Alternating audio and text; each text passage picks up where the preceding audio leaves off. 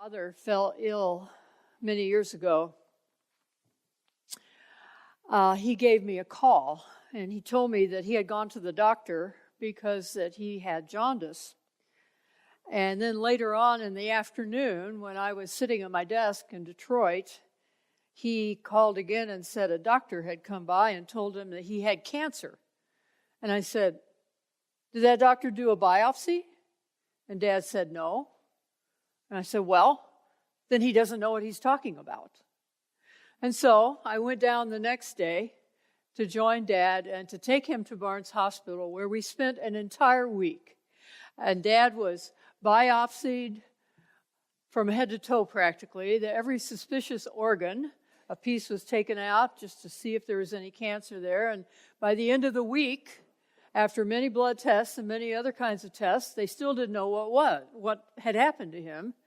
And so I said, "Well, did you call his doctor in Chester?" His doctor did a blood test for hepatitis A. And they said, "No." I said, "Well, you might want to check that out." And so they did. So then the next day, Dad and I were leaving to go to Chester, and Dad had an infection and a prescription for potassium pills. And as I assumed he was going to be fine.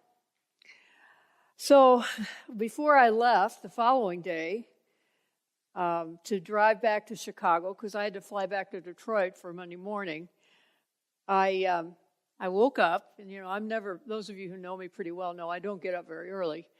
But Dad was already up, and he had fixed breakfast for me. And so we joined together in breakfast, and we had a wonderful conversation. And then after that, I picked up my bags and got my things together, and I headed for the door. I hugged him, and I said goodbye. And as I was driving away from the front of the house, I saw him in the window of the front of the house, waving to me. Today we're going to hear a story. It's the third resurrection story in the Gospel of John. And in this story, Jesus appears to his disciples on the seashore. And while Peter is out there fishing, he looks out and he notices, I think I see something out there in the mist that was beginning to clear at the beginning of the morning. So listen with me to this wonderful story in John, chapter 21, beginning with verse 1. After these things, Jesus showed himself again to the disciples by the Sea of Tiberias, and he showed himself in this way. Gathered there together were Simon, Thomas called the twin, Nathanael of Cana in Galilee, the sons of Zebedee, and two others of his disciples. Simon Peter said to them, "I'm going fishing." They said to him, "We will go with you." They went out and got into the boat, but that night they caught nothing.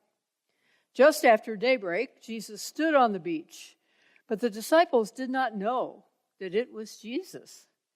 Jesus said to them, "Children, you have no fish, do you?" They answered him, "No." He said to them, "Cast the net to the right side of the boat, and you will find some." So they cast it, and now they were not able to haul it in because there were so many fish. That disciple whom Jesus loved said to Peter, "It is the Lord."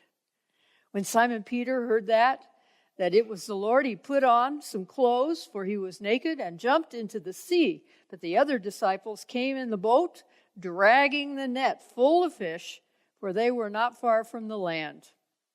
When they had gone ashore, they saw a charcoal fire there with fish on it and bread.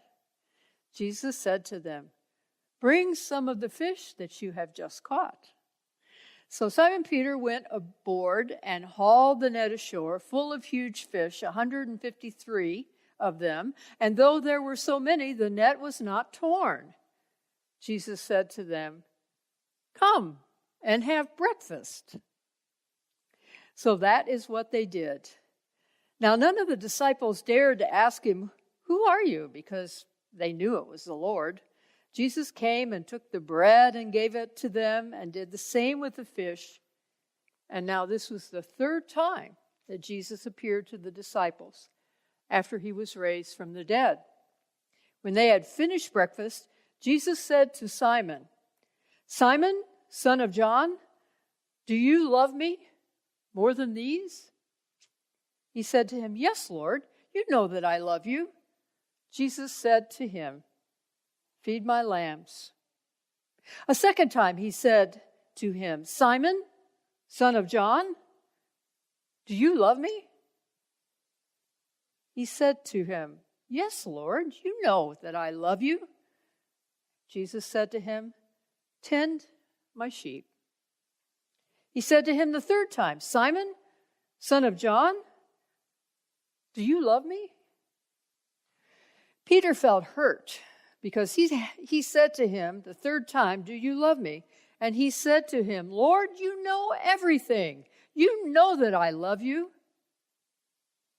And Jesus said to him, "Feed my sheep."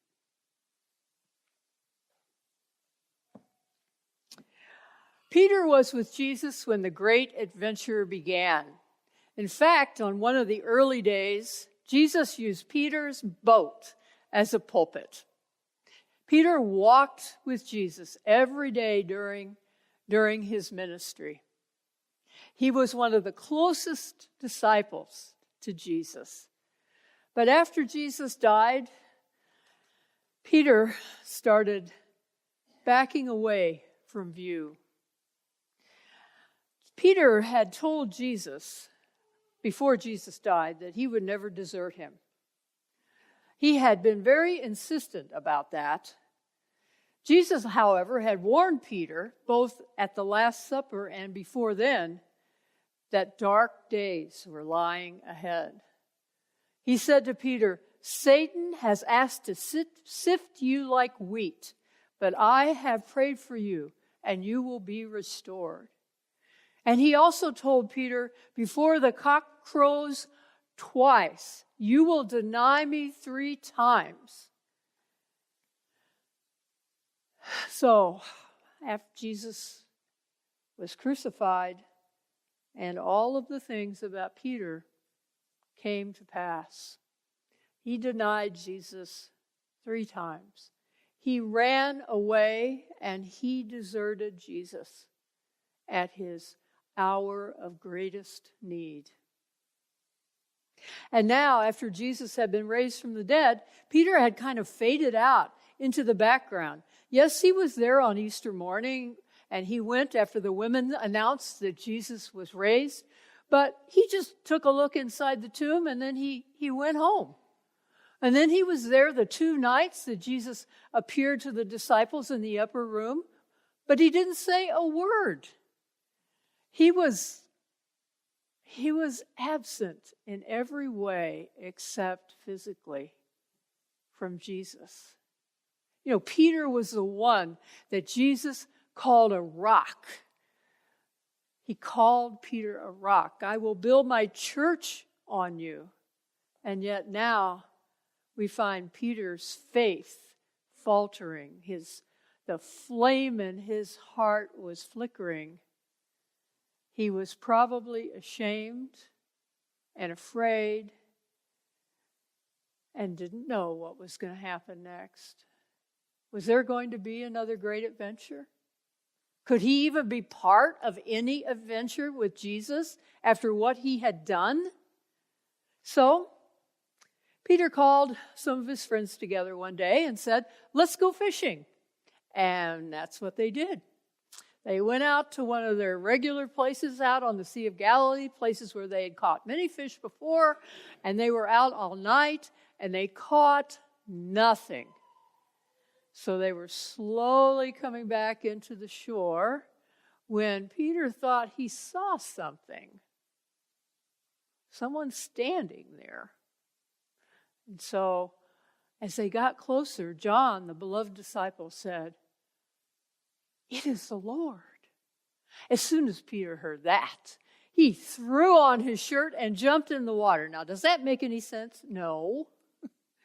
No, because Peter had become his usual impetuous, rash-behaving self the moment he heard that it was the Lord. While the other disciples had to labor and bring that boat back into shore, Peter swam all the way up there. And when they all got to the shore, Jesus said, lads, isn't that an interesting word? Jesus often would call the disciples kids when they were walking with him during his ministry. Lads, do you have anything to eat? And that is when Peter started to catch the smell of that charcoal fire. It reminded him of something. When he denied Jesus 3 times, he was warming himself by a charcoal fire. And then he started to smell that fragrance again. Meanwhile, Jesus said, bring some of the fish you've caught.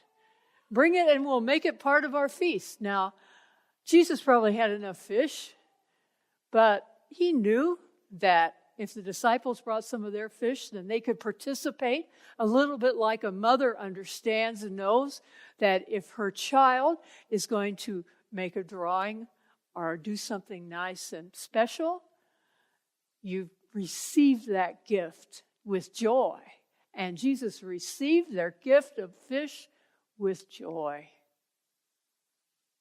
And he said, let's eat. And they did.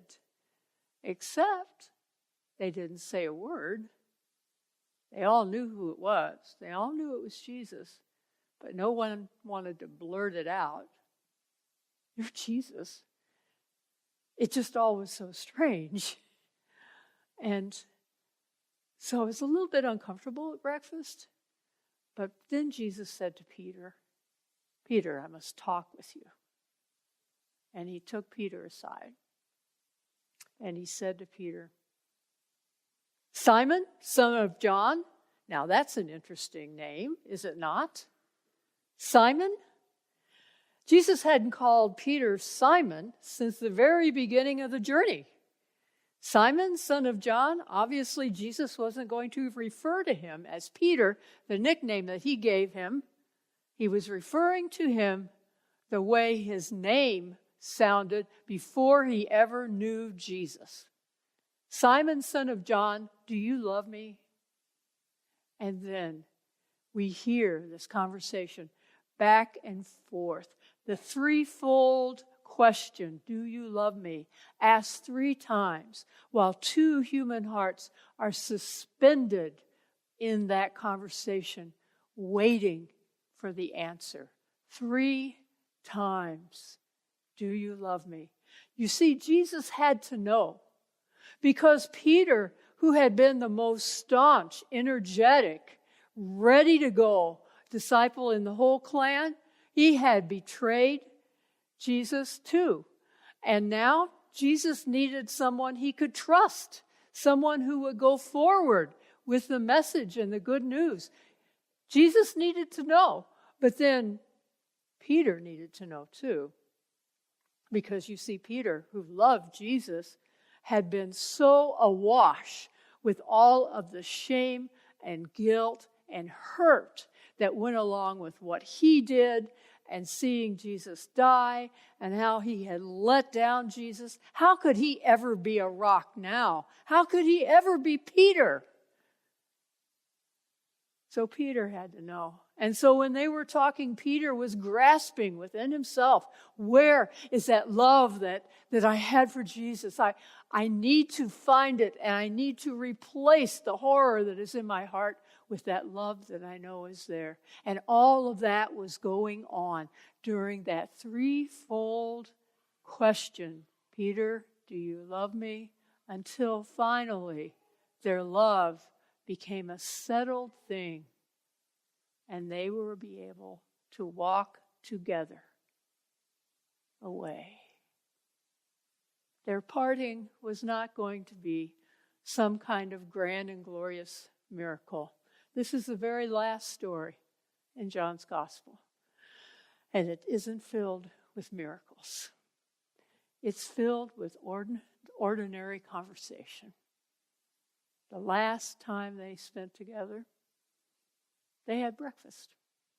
And Jesus, with all the pomp and circumstance of a pancake supper, was making sure the food was cooked and making sure they didn't miss the most important meal of the day. It was a common, ordinary day. Nothing special. Just regular life. That day that I said goodbye to my father after he fixed me breakfast, that was the last day that I saw him alive. And so now I really do remember that day so clearly. And it was such an ordinary day. We both got up in the morning and Dad cooked me breakfast and we sat and we had coffee and we had conversation.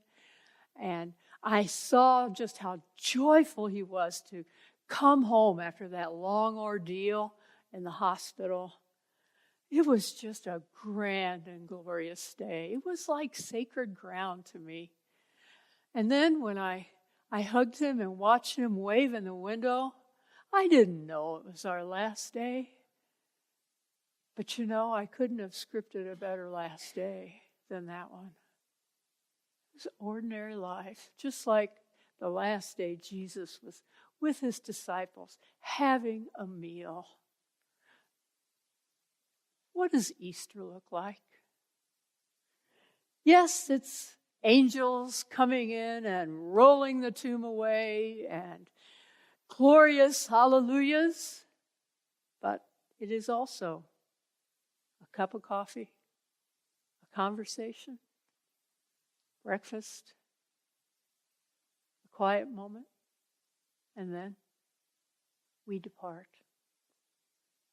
But when we depart, we are surrounded by the love of God, that gracious, healing, restoring love of God that surrounds every one of our moments, always, and carries us through that ordinary day till the end when Jesus brings us all the way home. And then, with the beginning of a new day and the rising of the sun, the great adventure begins again.